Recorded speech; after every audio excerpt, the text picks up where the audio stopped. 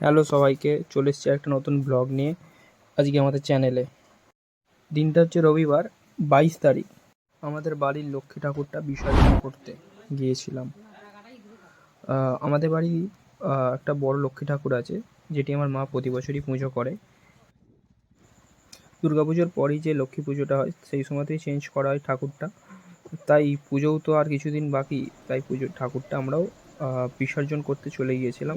আর হঠাৎ প্ল্যানও হয়েছিল যে গঙ্গা স্নান করা হবে যেতে। আর কখন গঙ্গায় আমরা ঢুকছি তখনই জোয়ারটা আসে আর কি, সেটাই দেখাচ্ছিলাম ভিডিওটা পজ করে। দেখতে পাচ্ছ পরে এখানটা পুরো ফাঁকা ছিল, মানে ভাটা চলছিল কিছুক্ষণ আগে অবধি। তো আমরা যখনই ঢুকেছি সেই মুহূর্তেই জোয়ারটা এসেছে আর কি। জল আস্তে আস্তে ভর্তি হচ্ছে, আমরা যখন গেছি তখন ভালো জলের টান ছিল। তো এখান থেকে আমরা চলে গেলাম আমরা যেখানে বিসর্জন করব আর কি। ওটা যে দূরে বিল্ডিংটা দেখতে পাচ্ছি ওটা বাটার বিল্ডিং। আমরা বাউরিয়া ঘাটে আর কি বিসর্জন করতে এলাম। এই মাকে নিয়ে যাওয়া হচ্ছে।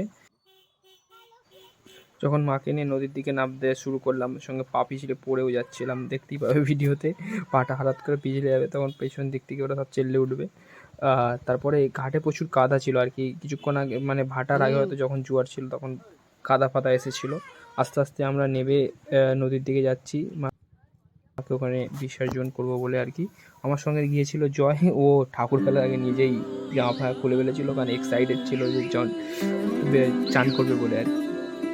তারপরে আমি মাকে 3 পাক ঘুরিয়ে আস্তে আস্তে জলের দিকে নিয়ে যাই, এবং বেশিটা আমি নাবি না, হাঁটু জল নেবেই। তো ওখানে মাকে জলে দিয়ে দিই।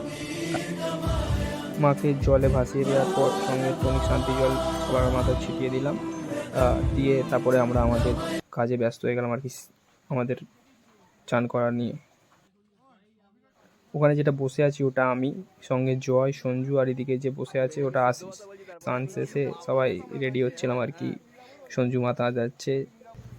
তারপরে আস্তে আস্তে সবাই বাড়ির দিকে রওনা দিলাম।